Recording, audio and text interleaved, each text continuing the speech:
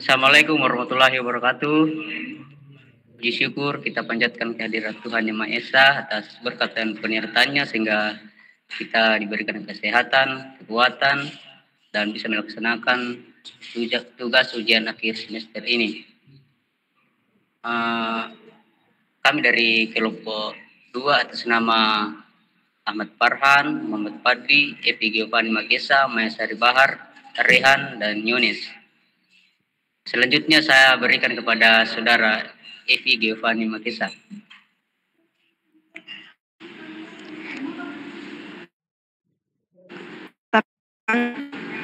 Mikroprosesor merupakan inti dari sistem komputasi yang bertugas mengatur, mengolah, dan menjalankan instruksi-instruksi yang diberikan oleh pengguna.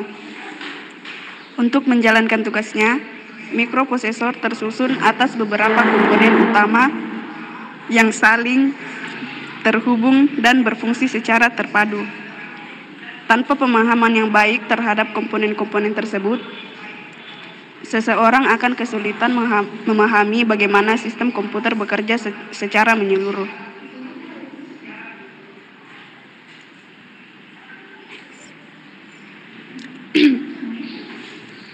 Kemudian, Central Processing Unit atau CPU adalah unit utama dalam sistem komputer yang bertugas untuk mengeksekusi instruksi dan mengendalikan seluruh proses komputasi.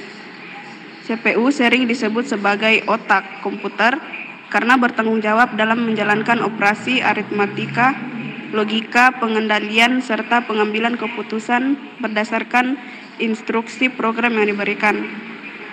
Selanjutnya akan dibacakan oleh Maya Sari Bahar. Cara kerja progresi unit atau CPU. Cara kerja CPU secara umum dapat dijelaskan melalui 3 tahap utama yang dikenal dengan siklus mesin Macchiel, yaitu pengambilan instruksi, deteksi, penerjemahan instruksi, eksekusi, pelaksanaan instruksi.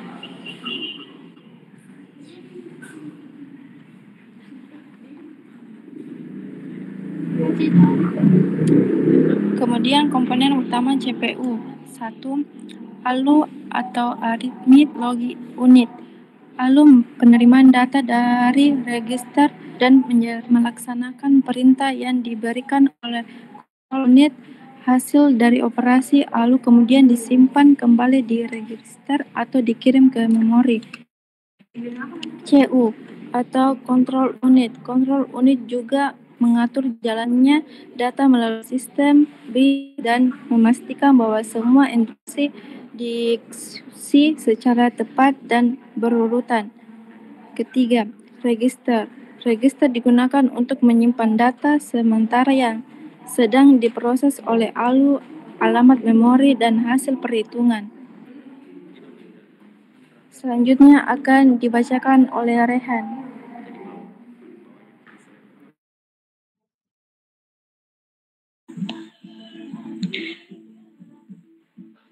Memori unit adalah perangkat keras atau hardware yang digunakan untuk menyimpan data berupa informasi atau instruksi yang bersifat sementara maupun permanen.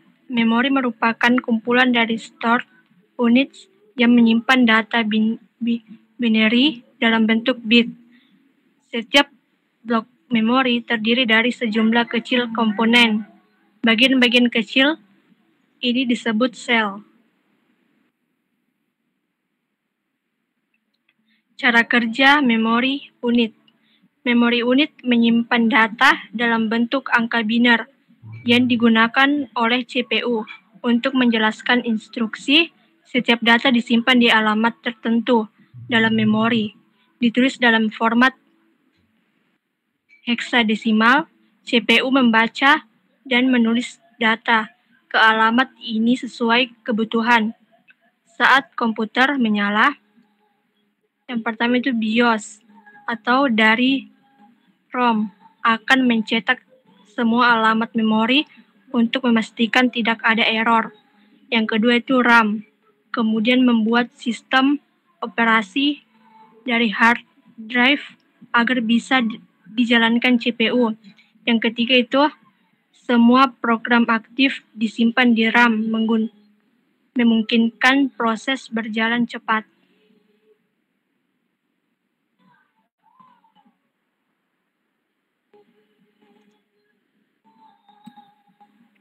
Oke, saya akan membacakan jenis-jenis memori unit.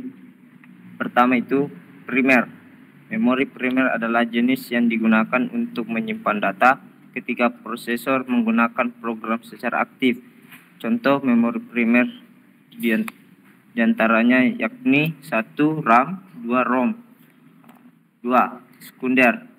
Memori sekunder merupakan media ruang menyimpan permanen yang digunakan untuk menyimpan data. Berikut ini adalah beberapa contoh. 1. Hard disk, USB, soft disk, cache, register. Input output unit.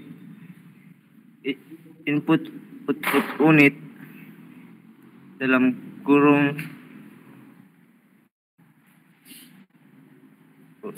adalah bagian dari sistem mikroprosesor yang bertugas menjembatani komunikasi antara sistem komputer dan dunia luar, baik untuk menerima data dari pengguna maupun untuk menampilkan hasil prosesan.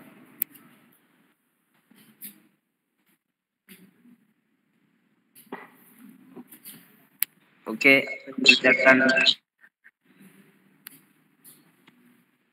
Ya, selanjutnya fungsi utama input output unit meliputi menerima data dari perangkat input dan mengirimkannya ke CPU untuk diproses.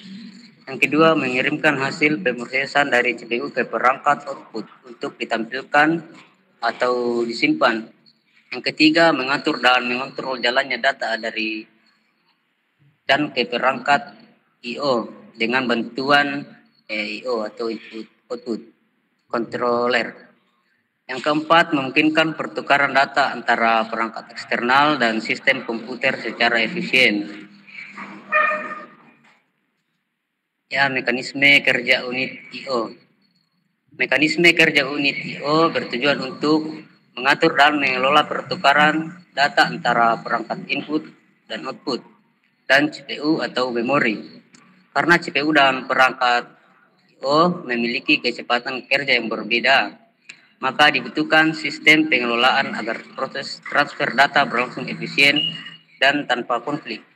Selanjutnya saya berikan kepada Ahmad Farhan. Baik, sistem bus. Sistem bus adalah sekumpulan jalur komunikasi elektronik yang digunakan untuk mentransfer data, instruksi, dan sinyal kontrol antara komponen dalam sistem komputer seperti CPU, memori, dan unit I/O. Fungsi sistem bus. Fungsi utama dari sistem bus adalah menghubungkan berbagai komponen dalam komputer agar dapat saling bertukar data dan informasi. 2. Mengatur aliran data dan instruksi antara CPU, memori, dan perangkat input-output. Cara kerja sistem bus. Sistem bus berfungsi sebagai jalur utama untuk mentransfer data, alamat, dan sinyal kontrol antar komponen dalam sistem komputer, seperti CPU, memori, dan perangkat I/O. Sistem ini terdiri dari 3 jenis bus utama, data bus, address bus, dan control bus. Masing-masing memiliki peran spesifik dalam proses komunikasi data. Selanjutnya saya serahkan kepada moderator. Sekian dari kelompok kami. Saya ucapkan terima kasih. Assalamualaikum warahmatullahi wabarakatuh. Waalaikumsalam.